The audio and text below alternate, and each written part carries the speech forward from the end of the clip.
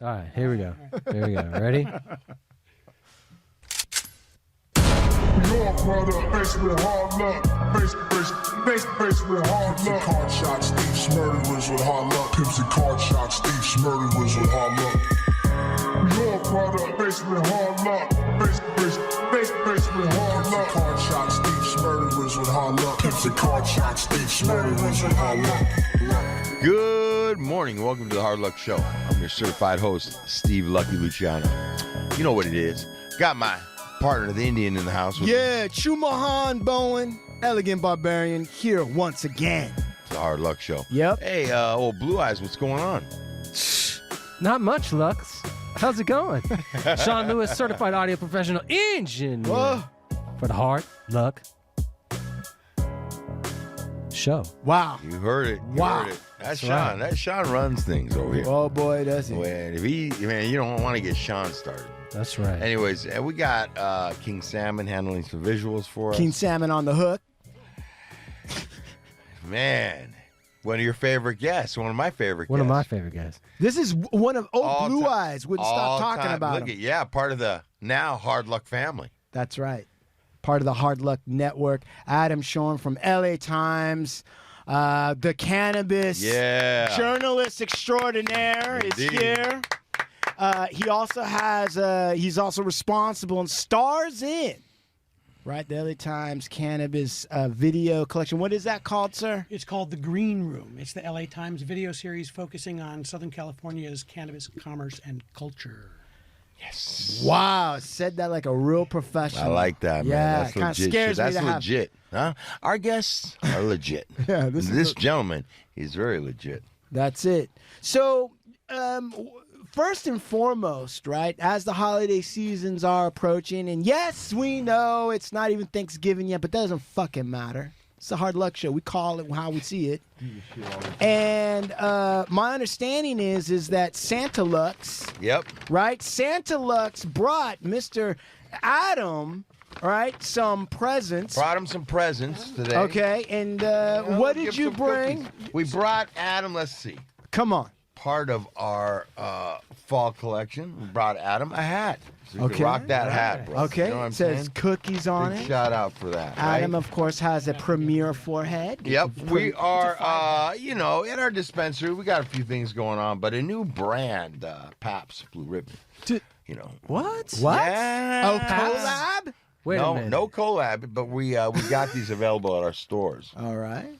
That's Pabst for you. puts that out. Have you had a high Just seltzer? in case you need a little I high have. seltzer. I've written about the high seltzer.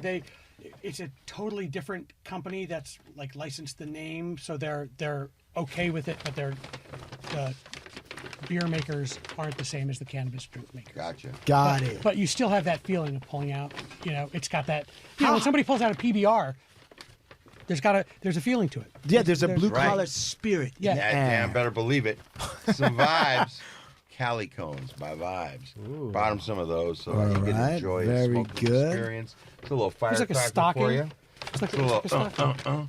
Wait, And what was that? That's a little firecracker, a little fire starter. A little for the toe of the stocking. Yes. The toe of the stocking. For the toe of the stocking.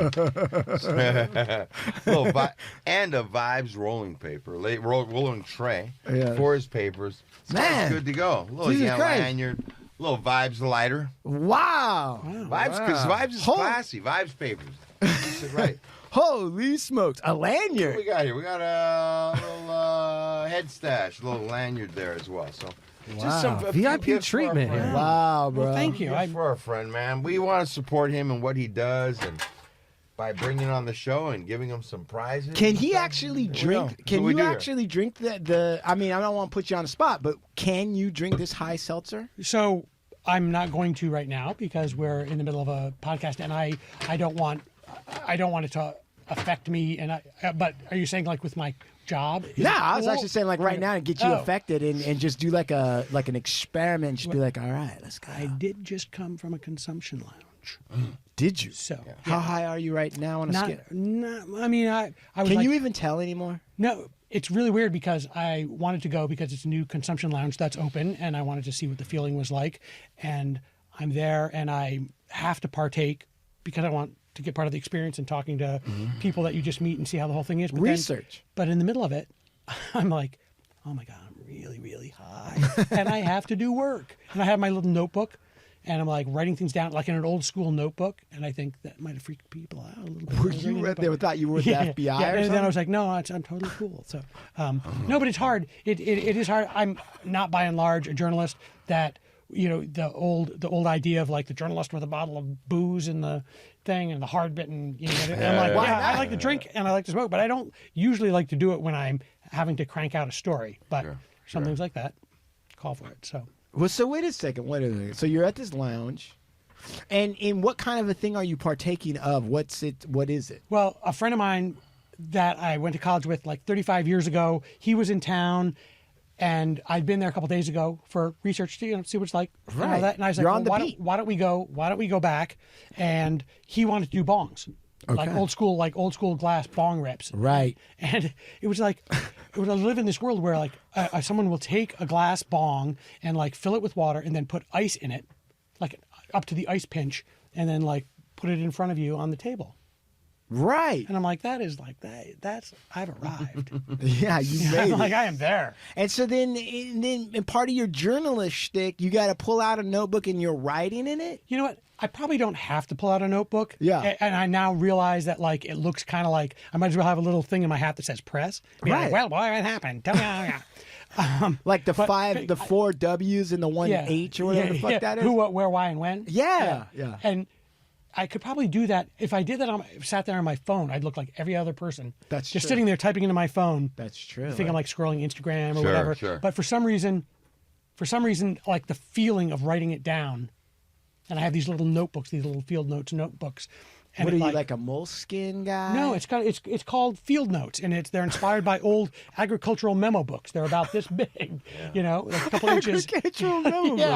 book. I have lots of notebooks, little notebooks, Yeah. journals. Do little you lick the tip of the pencil before you start writing? But I have my writing implement of choice is a Fisher Space Pen. Wow. And it's like they've been on every space flight since 1964, and it's like it writes over grease and it writes underwater and it writes like Really? and I'm just like, because if you always have one in your pocket, like if you're a journalist and you don't have like something, like I could write on my hand, I could write on a napkin, I could write on the side of the Pabst Blue Ribbon can, but you need to have that, so I just keep it with me. I like old school.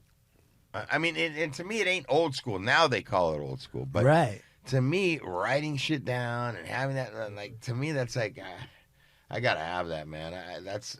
That's way, way better for me than trying to go on a calendar and look at memos and like, nah, man, I need to have it right there in front of me, Yeah. It's quicker for me. So what have you been working on lately, Mr. Tschorn? What are you doing? As we're staring down the barrel of the holidays, the big thing was the gift guide. Right. Was our gift guide. We do a gift guide every year, and for the last 4 years, we've done a cannabis gift guide. And that's my pride and joy to do. And that was the big thing. It went live, I think, on the 2nd of November. And I'm going to play a little bit of this here. Of course, who's that handsome fella in the middle and there? so this year, because we're doing the Green Room series, we were able to do like unboxing 7 of the items of the 16 items. And it was just like an added little thing, Okay, so here we go. In case you have a cannabis user in your world and you're wondering, hey, what the fuck can I get this person for their goddamn Christmas? Right? Here we go. And I hear nothing. Sean? Because you're muted, buddy. Oh. Thank you. That's why he's the audio engineer. Here and begin. my favorite picks from this year's cannabis gift guide. I'm Adam Tschorn, and this is The Green Room, the Los Angeles Times video series focusing on California's cannabis, commerce, and culture. I love this. Look at this. This is the houseplant ashtray set from Evan Goldberg and Seth Rogen's Houseplant Cannabis and Lifestyle brand. And this one was actually designed by Seth, who's become quite a potter during the pandemic. And You actually met with Seth and everybody, right? I did. I interviewed Evan and Seth when they first launched Houseplant in the U.S. And then a year later, I revisited them and did a tour of their Houseplant house. which is sort of their VIP kind of like showroom-ish place. What is something that people don't know about Seth Rogen that you kind of learn getting to know him? What is? I mean, does he have like 6 fingers on one hand, or? No, this isn't something that I think people wouldn't be surprised about. But he has a laugh. I mean, you've heard his laugh a million times. But when I was standing there and we were getting ready for them to come in from wherever they were, you heard, you just heard this laughter, this genuine laughter. And I guess that's not surprising, but it's nice to know that somebody who's like that has that sort of genuine laughter on screen also has it in real life. All right. The key piece is the ashtray part, which has a very deep well to ash in and to put your stubbed out joints in. And the notch here is designed to sort of rest the joint in between puffs or while you're doing something else. It sets in this little dish, which can also be used to, you can have weed in here if you're going to roll a joint. And then this third part, it's more style than actually having to do with the cannabis part. It's like a little bud vase, a little flower vase, just something that makes it a design that looks really beautiful and can sit out and be part of your everyday decor.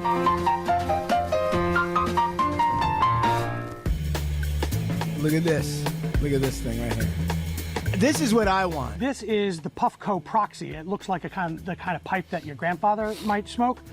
So, I mean, can you describe this? Because this thing is fucking bad motherfucking ass. So that is, they learned, this is the company that did the Puffco Peak. That looks like the Star Trek level bong with like a clear glass sort of tapered. Puffco bought Green Lane, I think. I thought, or Green Lane bought Puffco, maybe. This is like high level. I did not know that, talk. but that would make sense. Okay.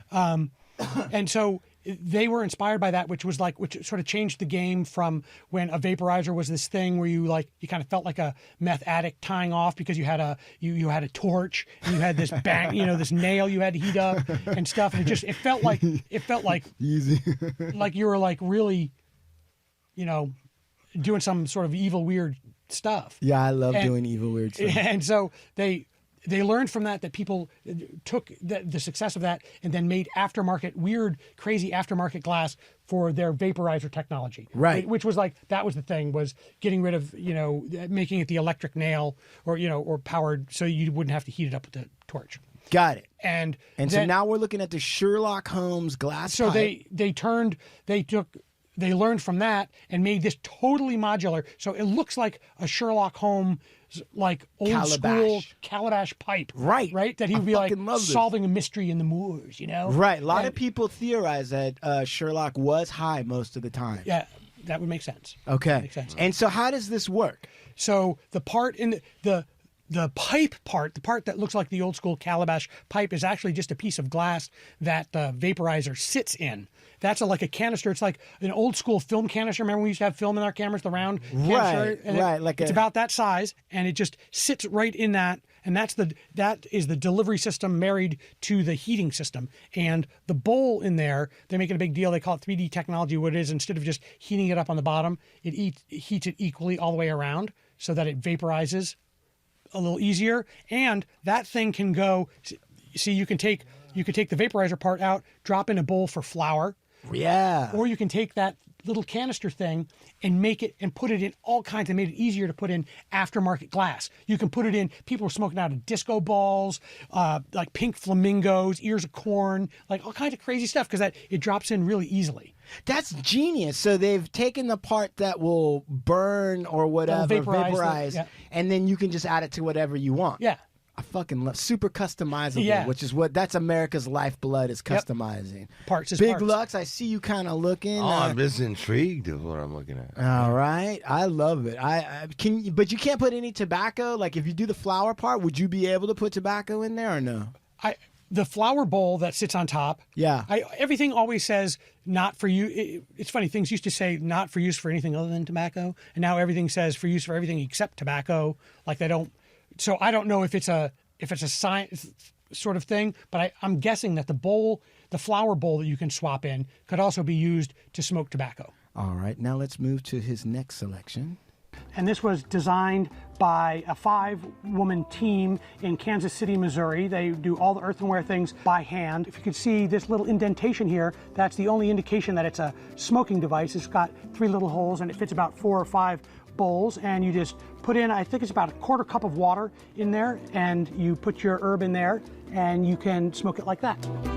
How did this one, the Billy Bubbler, how did that make the grade? So I was actually inspired for this year's cannabis gift guide based on an email that I got from the founder of this company like pretty much a year ago after our gift guide had come out, and it was too late for the gift guide, but she explained what her pieces were. Yeah. And I was like, you know what? I'm going to hold on to this until next year. And it's this small company. They make everything by hand in Kansas City.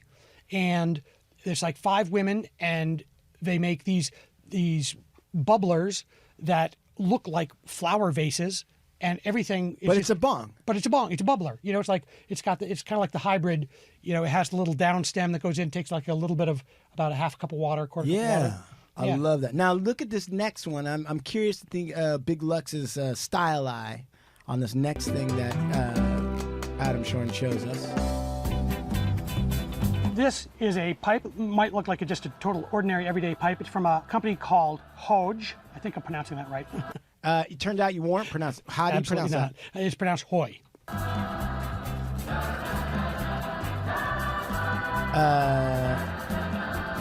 This is made of aluminum, and the top comes off like this. There are rare earth magnets that hold the two sides together. But what you see when you take the two sides off is this textured space that traps the debris and spreads out the smoke as you draw and cools it, kind of like a heat sink in a computer processor. So it cools it down. It is called the kohl, which means cool in Danish. How dope is that, Big Lux? Look at Big I don't Lux. understand it. So it's a pipe that is split in half, and it has these little areas in between that when you smoke it, it stops fucking ash or whatever little bullshit goes through. But also, when the smoke goes through, it gets thinned out and spread out, right? Yep. And so the smoke has time to cool before it gets to your mouth. So it's actually a cold smoke. It's a cooler smoke, and my lungs are just like I can't do big bong rips anymore. Right, you got the black lung. I loved it. I got the black lung pop. Yeah, exactly. And this is one of the things. This is why we make sure we have our hands and in this case, our lungs on every piece, everything. Because I'm not going to recommend it if that's not going to work. And so I had them send me one, and that I did pay for, and it does. And I'm like, okay, so this is really what's going to happen. It's inspired by the Mako sharks' fins or something. That's what they said. And I'm like, I don't care who inspired it, but like, I could smoke a big hit and It's not as harsh. Not cough. Yeah. Yeah, Because wow. it's not as hot. So yeah, it spreads the smoke out. The smoke That's gets crazy. Yeah. Okay. And then check this out. This is some kind of mega fucking joint, I think. And it is a cigar-inspired joint. And what makes it cigar-inspired is that the joint architecture, the way it was designed and rolled, is so that it would burn slowly over multiple sessions the way you would smoke a cigar. It is a $50 joint, but it is 1.5 grams. So it's a pretty hefty piece, and it burns slowly over multiple sessions. So I mean, that looks like a lot of pre-rolled stuff that I've seen. Is it more than what's normally? It is somehow rolled so that it doesn't burn. It burns very slowly, and you can just tap it out, and for some reason it just seems to work. Yeah, I don't know. They call it. They say it was inspired by the roll of a cigar roll, and that they say that they're all hand rolled. Right. So. Got it. Yeah. All right, and then here's this. It may not look like it, but it is a pipe. This little piece of metal that comes with it is not just sort of like a key ring to make it portable, but it helps pull off this silicone sleeve, revealing a pipe inside. It is a borosilicate glass pipe, smoked glass. The design element on this is what really made me want to include it in the gift guide. It's got a little ash catcher there. It's just an indentation, so when you're smoking, it catches some of the ash. It's got a little carb on the side, and the indentation here, the bowl that you smoke, and the wonderful little things, these 2 little nubs on the bottom that make it so that it'll sit like that when you want to put it down for a moment. And the great thing is all pipes are portable, but this is even more so because you can fill a fresh bowl of weed and you can just... Look at that. What is that? Brooks Brothers? What are you wearing? A Brooks Brothers? That's a Brooks fucking- Brothers. Brooks Brothers button front. Yeah. Right. Okay, sorry. Right. It just slide it in there, and it's safe to go anywhere. On your key ring. That's a good little device right there. Now, It looks like one of those, You know when you have the keys to a boat and it's on this little floaty thing? Yeah, that looks like the little floaty thing. Oh yeah, all right, check this one out. Now, this is kind of a little bit old school in a way. Like a little buoy. Hash globe. Like a small little buoy. Yeah, exactly. Yep. Exactly. So this is called the hash globe. Used for smoking hash, sort of the upscale, new, high-end way of doing hash under glass. This is a globe of hand-blown glass. In case this looks slightly familiar, like Sputnik, the first collection from Flora Nero is called Otherworldly and was inspired by the space race of the 1950s. The base and the mouthpiece come in different colors. You can order it in different colors. This is black. There's also a brass one. And you take the piece of hash. They suggest dry sift hash because it holds together better. You put it on this little spike. You heat it up until it starts smoking. And then you put the globe on top. And you may not notice, but unless you held it, but it's very well balanced. Then you put the mouthpiece in like that. And you would just inhale. You sort of hold the whole thing and inhale. And the great thing is, another little thoughtful detail on this is that there's also this little glass plug, because once you light it, it'll fill up with the hash smoke, and you can just sort of put a plug in it and take a breather.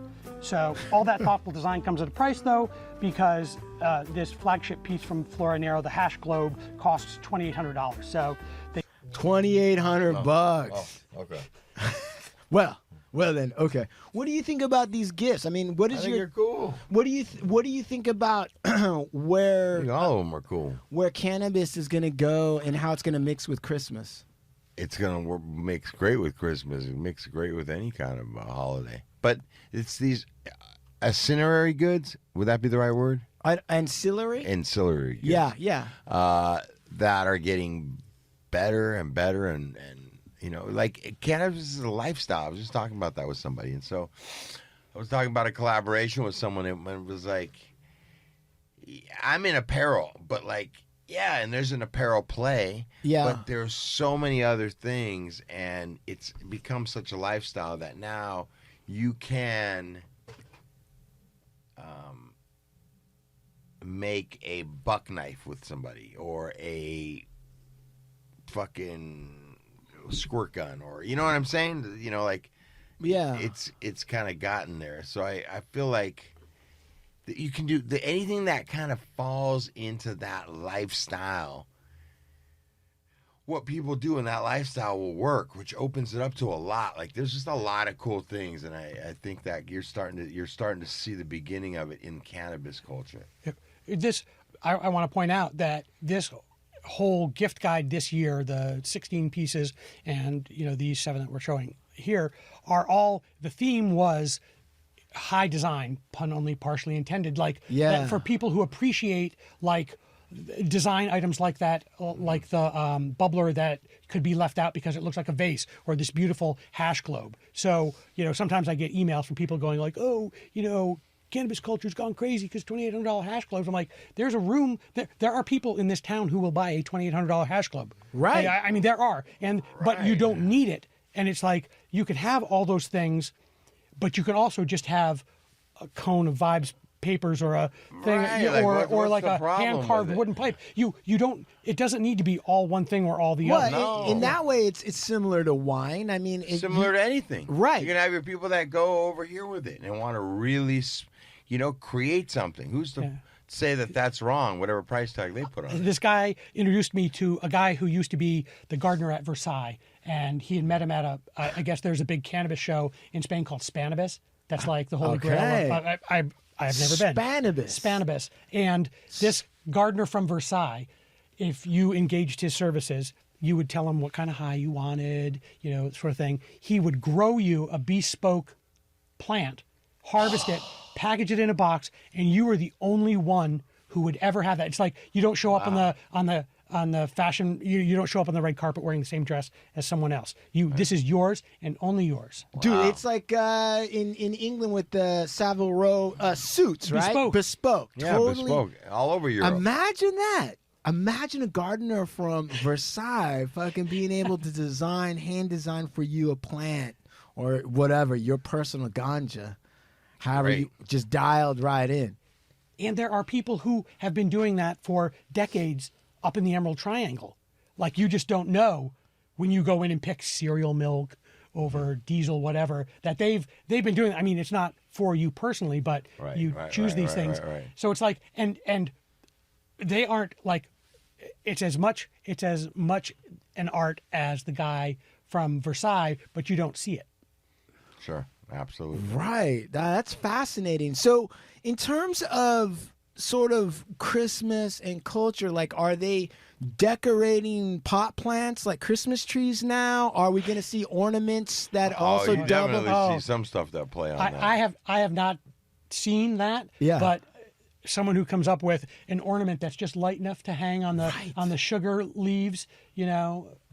Yeah. Or like a glass ornament that doubles as a fucking pipe or whatever. Or an angel topper that fits right over the big bud on the top. 100%. For sure. Is the reason why people put out so many cookies for Santa Claus is because he's got the munchies and he's high? I'm thinking so. All right. Absolutely. I love that. Cookies. Well, so cookies, right? So, do you have anything? Is there anything in the offerings from cookies in terms of what Christmas is looking like or the season? Absolutely. I mean, we just dropped our holiday line today at Cookies. What does that Cookies consist of? Just a lot of some great down jackets, great sweaters, Bro. a lot of dope outerwear. The white sweater that looks knit. It's like a hoodie. Yeah.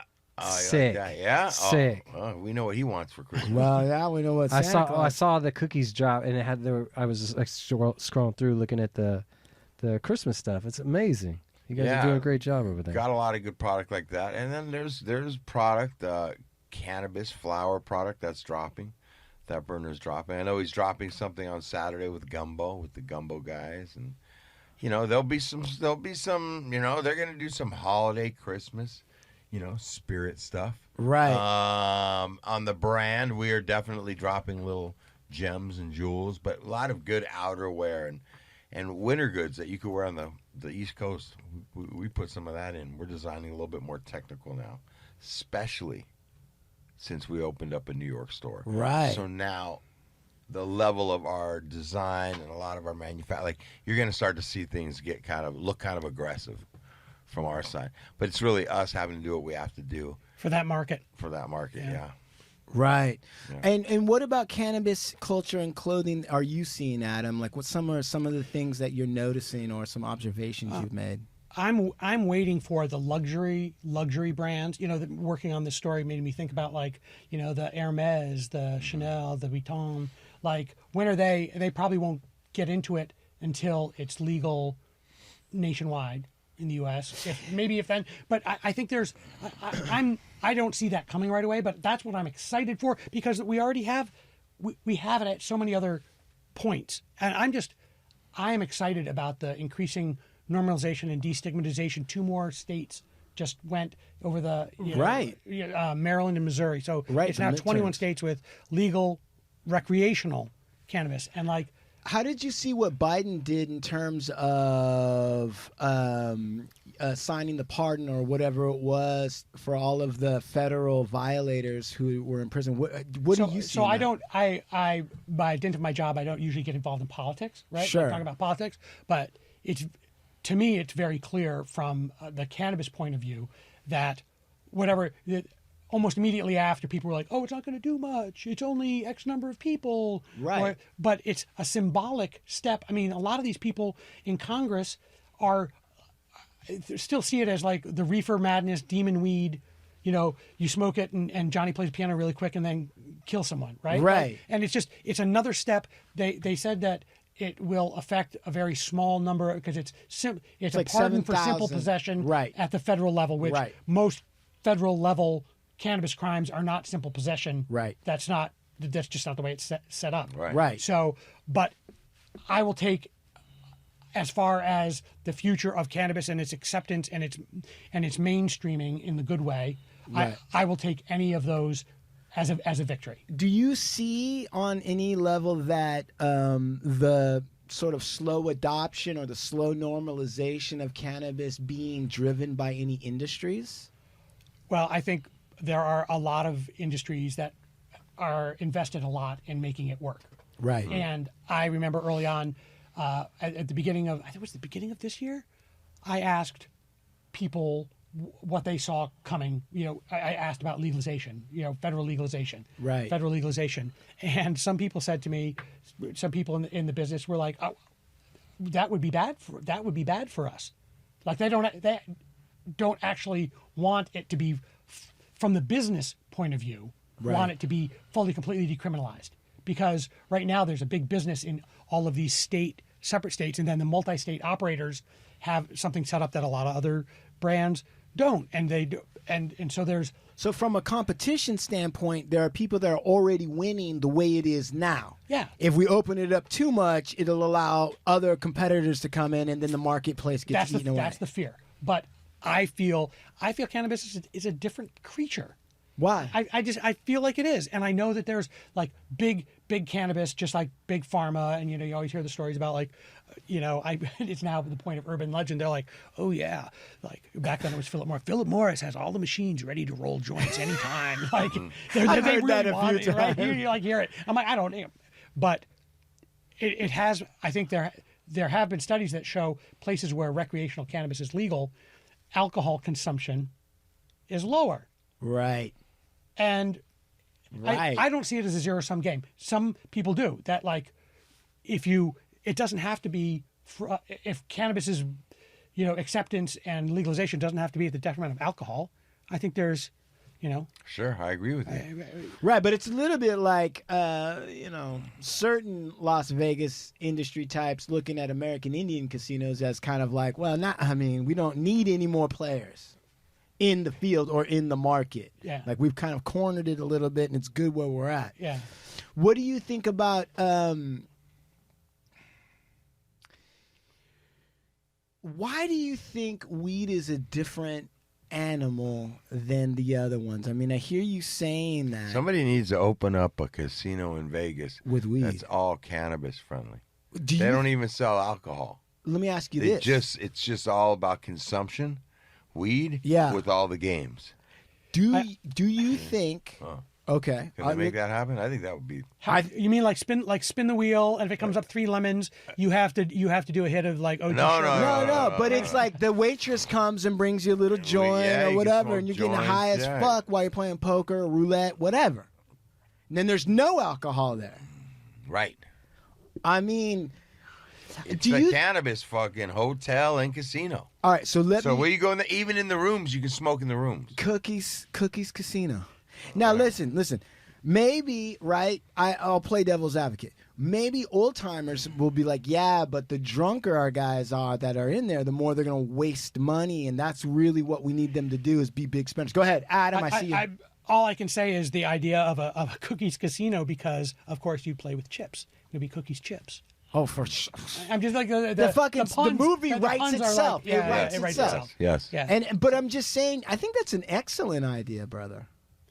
I think, and somebody's already on top. I mean, I'm sure, but also a glamour aspect, which I think picks up. All right, listen, let's stop fucking around. You do fashion too. I saw the fucking Brooks Brothers.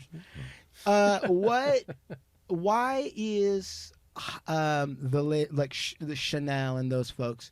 Why are they late adopters to this? Well, a lot of them are European countries, and I remember last time I was in Paris for the last round of shows I was at. The song on the radio in the car was like, it was the Snoop Dogg and Willie Nelson singing together or something. Right. And it just led me to ask the driver. I was like, so what's the acceptance of cannabis here? And he was like, shook his head. I was like, no. He was really, I don't know if it was just him or no. Don't say it. But that I don't know what you mean. But it's not legal. It wasn't legal there then, and I know that Germany is adopting it, which makes me laugh about the idea for strain names in Germany. Like 14 syllables later, it's like it's stuff that makes you eat before you go to sleep, but not before you leave the window open, kind of thing. All right, I like that. But they're like, and they're in the process of. I think Italy is considering a referendum on legal weed. Germany, I don't know what Spain's is, but I know that Spanibus is there, but like maybe that's like a Amsterdam. Don't ask. I mean, dude, can you imagine getting the munchies in Italy? Then the food is fucking phenomenal. Pizza? You might just. I think you might die. I think if the European Union, I think if the European Union adopted or said it was okay. I think they're just everybody hides. U.S. companies, foreign companies, everybody hides in the fact that it's federally illegal. We don't do. Yeah, but the other problem is in Europe, you probably have more entrenched alcohol companies than even in the United States, right? Champagne motherfuckers are probably like, I don't think so, brother. I don't know about all that. That's interesting. But I was thinking about high fashion too, because you know what's funny though? Let me just say this: please. if they're, the whole the growing of certain wines in parts of France, parts of Italy, whatever it might be, Bordeaux. I would imagine eventually they're growing some fucking bomb luxury weed over there, dude, and bomb luxury mushrooms, and you know what I'm saying? And this is the first cutting from such and such. Pyramid Alps from Alpina or some what the fuck, you know what I'm saying? This should be paired with a bro. sea As a bass. matter of fact, as he's talking about these luxury brands, Right. I can't believe somebody hasn't got up there already. You know what I'm saying? In the Swiss Alps. Yeah, the first one to do it and to really go and embrace it big in an authentic way. It'll be this courageous, only the first one. No. After that, it's we're all just following the money. But some real connection. If we found out that some, I don't know, the original Cristobal Balenciaga was an herb head. Right. Or someone in Buckingham Palace. This is the royal flower of Windsor, of the House of Windsor. A royal warrant. Right. They'll have a weed. You'd have to find a place on the planet and be like, this is the one spot on the planet that has the optimal, it's closest to the sun, to grow this weed, so that no matter what you do, you can't do with it. I'm just, you can't get into that little space of property on the earth where the sun hits it and meets it all at the right time. Right. So you can't fuck with them. Yeah.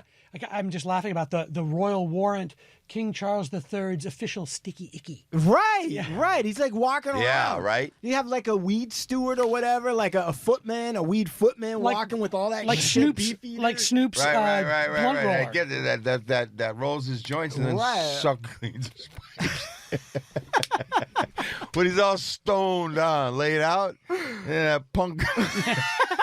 Well, listen, his job assignment what changes happens there, in huh? the palace stays in the palace. After 11, his job assignment changed. Listen, we all know what the boarding schools are about. Let's not lie.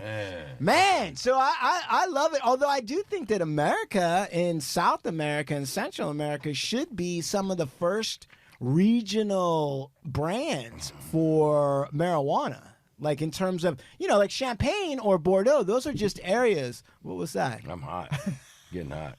I don't With know. the air? Yeah, can you air? he's schwitzing. Oh, thank you. My brother's schwitzing over here. Anyway, what about cannabis and cuisine, my friend? What are we seeing in the food realms? How can you use it in the, sort of the gastropubs or whatever you want to call it? The big thing in the edible space is the continuing technology, the nanotechnology. I was just talking about nano-emulsion earlier today, twice in one day. Nano-emulsion. The big challenge with edibles is that the effect, you want something like if you're drinking a glass of wine or a mixed drink and it affects you in a certain number of times. And now we're taking edibles. We want our drink or our food to hit us in the same 15-minute window that alcohol does. Right. If you have to wait we're all very impatient. You wait half an hour. Ooh, wait a half an hour. Am I high yet? Am I high yet? Right. And what they've done is they've made it the molecules, because THC is fat soluble, so it has to be broken into really tiny. It's not water soluble. So what does that mean? Because I hear that every time, but what the fuck does that mean? Okay, so it means that I have to ask every single time I'm writing about a product. You say water almost solid. It's that the whatever the dividing line between mixed in and not mixed in, like when you make salad dressing. Go ahead. Oil and vinegar. Right. And you whisk it all up, and then if it's fully emulsified, it's all whipped together. Right. So emulsification is when it's completely mixed perfectly and it does not separate it. Yeah. All right. And so for marijuana, THC, it's the molecules. You need to make the molecules super small so that they go into your system faster. Wow. Across, I think, I'm no scientist, but they say across the blood-brain barrier. Right. That's the important barrier to get across. And so... right? We got to get that shit up in my... If you don't get across that, that's the only one. The only one. Right. And this guy who made a beverage said, yeah, we worked really hard. And I love these analogies. He's like, usually THC getting in the bloodstream is like throwing a soccer ball at a chain link fence. And I'm like, I don't know. Are you somewhere throwing a soccer ball at a chain link fence? All good. And he said the nanoemulsification makes the particle so small, it's like throwing a handful of sand at a chain link fence. And little light bulb went off, and I was like, I get it. Makes sense, right? Right. And if the sand is THC, you want it to get into your system as quick as that sand through the chain link fence, and not waiting for that soccer ball to get through the chain link fence. Right. Why does it take 30 days for weed to get out of your system? What the hell is that? Because it's fat soluble. So it's stuck on your It fat. stores in your fat cells, I think. Man. And if you're a fat fuck, you're gonna fucking test positive. It's gonna take you a while. You're skinny, it might burn it off quicker. Right. Excellent. So I know that it was a little bit like that, because when we would have some guys over at a place that I was at to come in and we, to get a ground level testing of them, and they might have THC in their system. For a lot of guys, it was like, 7 days out of the system. Yeah. But there was guys that were testing for it as far as in the 21 days. Yeah. They're still, that's what I would tell and you. they I'd be were a like, little bit bigger, not necessarily heavier, fatter, just bigger guys. Is it possible to get a weed flashback? Like if it's stored in your fat? Absolutely. Have you ever had that? I have not. Or you've never been sober long enough for you to actually... No. I try to do the dry January. No. Yeah. Why? Just to sort of reboot. I'm not trying to be a saint or anything. It's just like it's the beginning of the year, turning the page. Let's start fresh. You just gave up on after all the excesses of the holidays. $2,800 hash globes. Come on, let's just roll it back. So, right. Time to shut it down. And I'm not trying to prove anything. I just and I think for dry last January. year, I love that. I think I tried not to smoke for a couple of weeks. I mean, just also. Walk us through that mentally. What happens, my friend? When do you start punching the wall? Hour 5. No. When you're talking about not smoking, are you talking about not doing anything?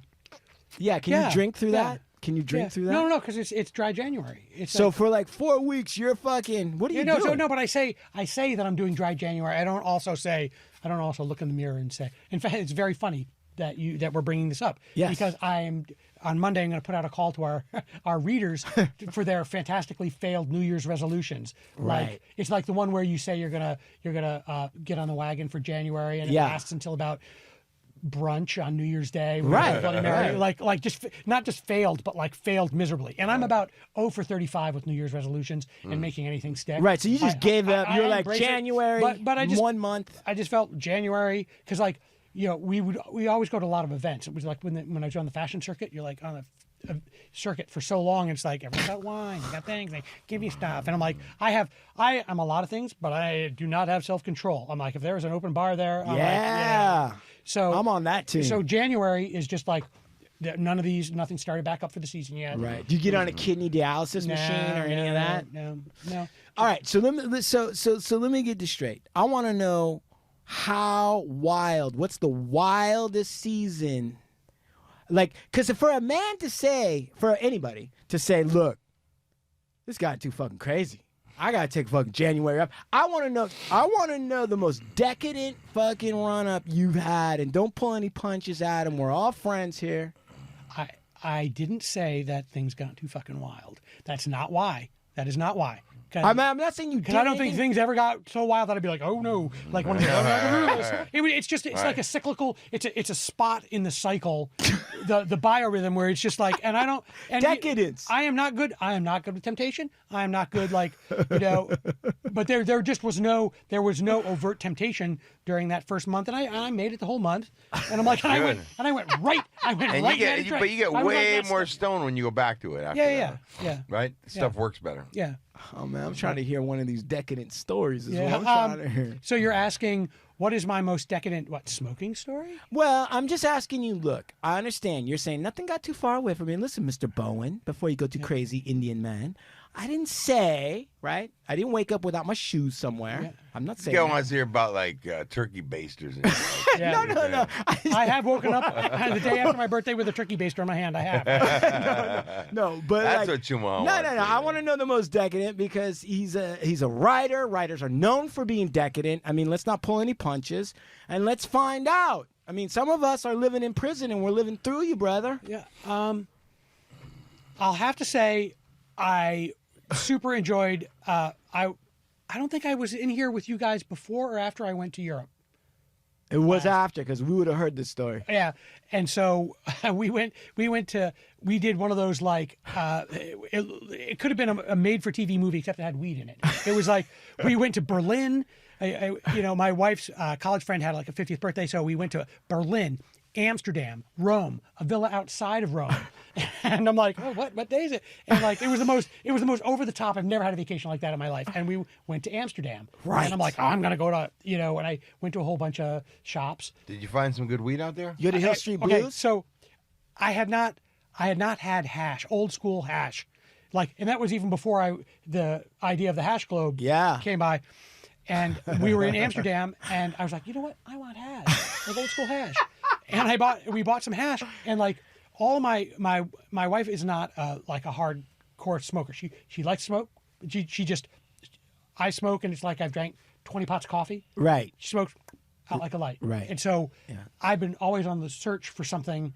Like when you go to the optometrist, what's better, this or this, this or this? Like fine tuning something for her, so she would be like on my wavelength and be awake.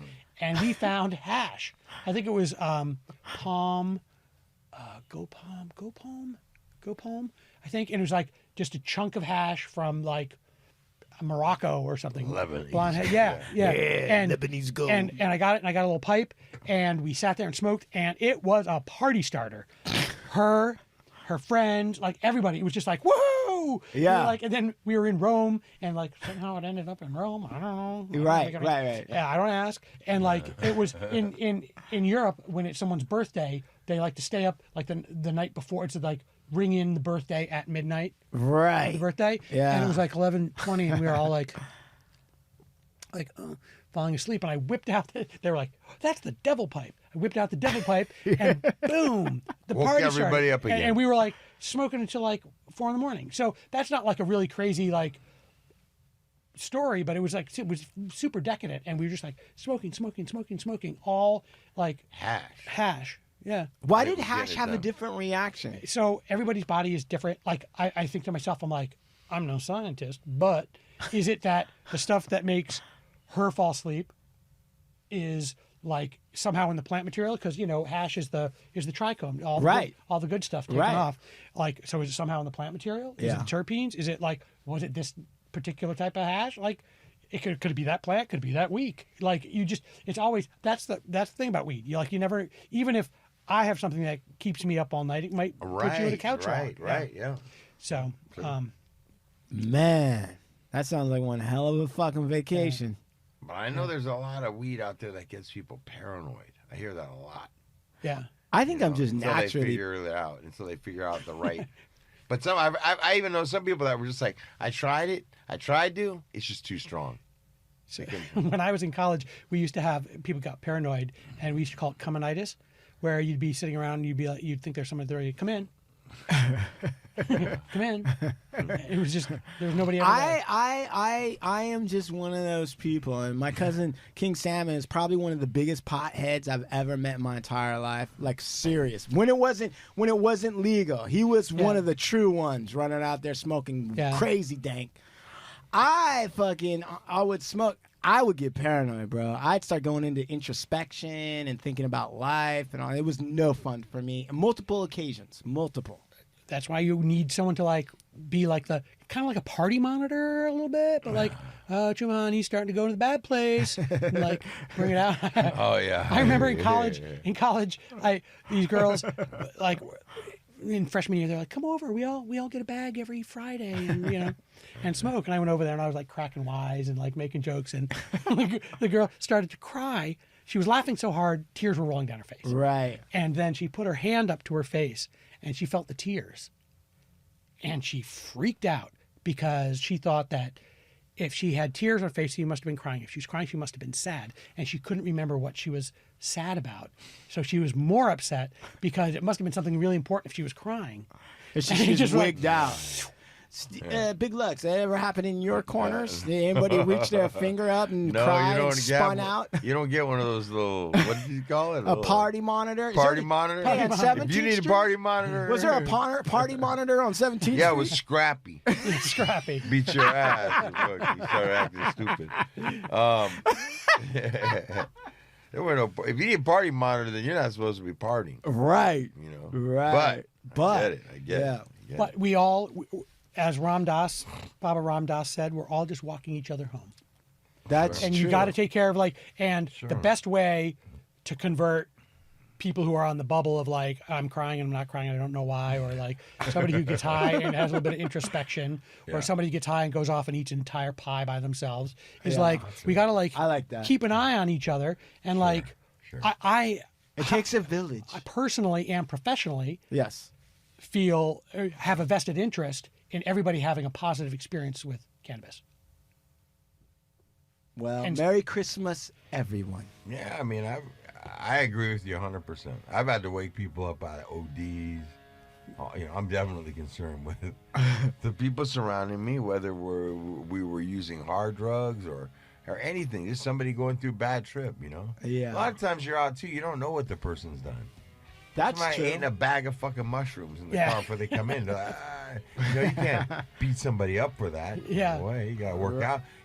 There's a duty there. If you're playing Yeah. on the other side, then you need to look out And for it. if you're all on shrooms, you got to make sure you stay away from the NTEs, the non-tripping entities. You got to insulate yourself from them. Well, but you Look know at what? that. Did you see that face? And everybody, The and weird every fucker back good here. group, responsible group of strippers has somebody that's staying back, not eating mushrooms that night. Like the designated driver. Yeah. Right. You know. Well, goddamn. Never made me want to do mushrooms or acid more than right now, my friend. How do we, you want to talk to our listeners about your show, where to find you? And the LA Times, how Yes, to get please, involved, please. Please. So latimes.com/topic/cannabis is the cannabis landing page for all stuff, not just mine, but anybody else, the paper who writes about cannabis. And cannabis, and so latimes.com, you'll find the lifestyle section, which has my stuff that's not just cannabis, but about I think I started to tell you about we're doing a call out to people with failed resolutions. We want them to send them in so we can make them feel better to start the year over. I did that with the coronavirus secrets. In the middle of are you hoarding toilet paper? Are you Are you sick but getting on the plane? Yeah, or lying. and we made it so they could send things in anonymously, and I got 4 compilations of there were different themes. There was the relationship ones, the hoarding ones. So I got off the track there, but LATimes.com. LATimes.com. And the videos, we just started the unboxing video, was the first one of the new season of The Green Room, and those are on the LA Times YouTube channel. I love it. And I guess the seasons are just keep rolling on. I guess the LA Times it loves what's going on. It's getting a good response. It's season 3, and I think when I was in here last time, because you had me in because of the stoned yoga. Right. I loved that. You guys got a chuckle out of that. Yeah. And that was in the beginning of season 2, and now one of the videos, the one about the prototype, the guys up in Willits, is got 2.1 million views. I don't get really hung up on it, but they said for features videos, not breaking news videos at the LA Times, of the feature ones that we do like this, that's super successful. So I was 2.1 million people want to read about my quest to find these guys, and I was So it's doing all right. I guess it's doing well enough. Fuck yeah, Adam Tschorn, LA Times reporter. Better believe it. Been putting it down.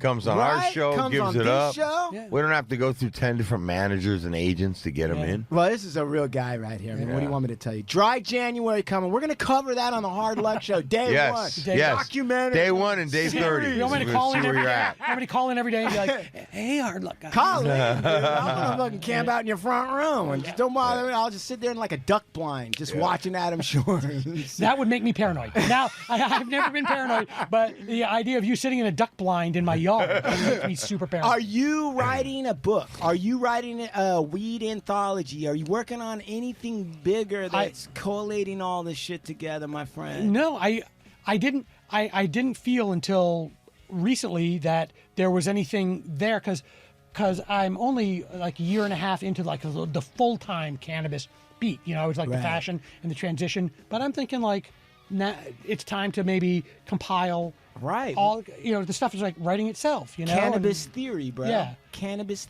theory. Cannabis theory. Right, like the Foucault, the Michel Foucault of cannabis. The philosophy of philosophy of weed. All right.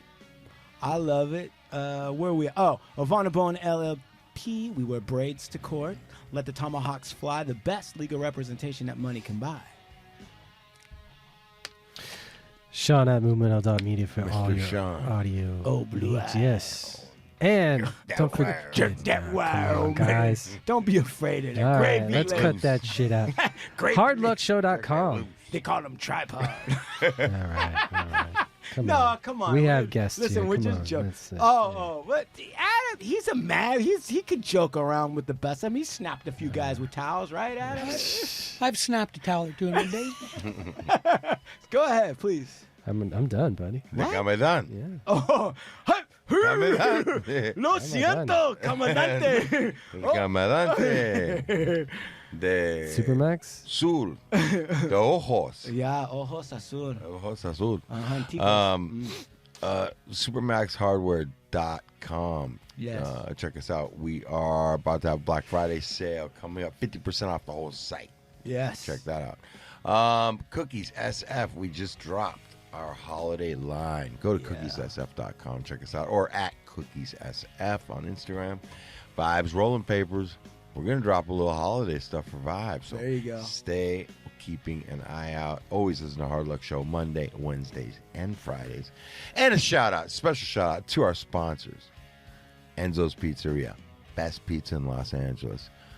Calco, Pulpo Beard Oil by Calco and his crew. Pulpo Beard Oil.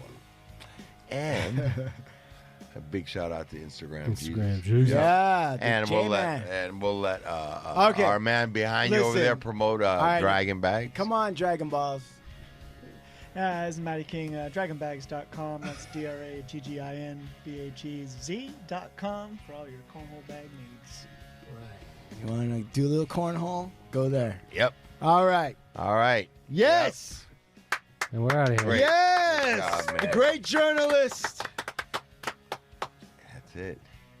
Hasta la vista and good night. Thanks. Adios, amigos. Thank you, sir. Thank you, sir.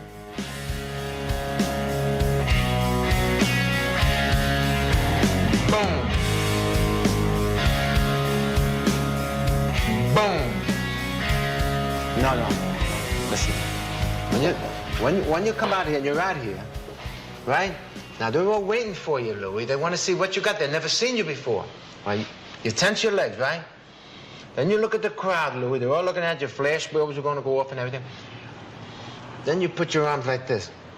You look at your arms like you're admiring, right?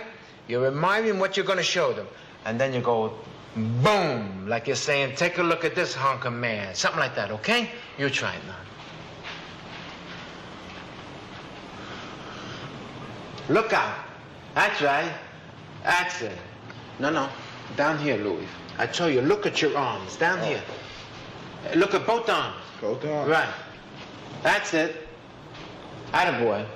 Good. Now hold that pose, because remember, your arms are bigger than Arnold. And they want to see them, right? These people have never seen your arms. They've seen Arnold. So hold that pose a while. And I say, in this pose, just tilt your body.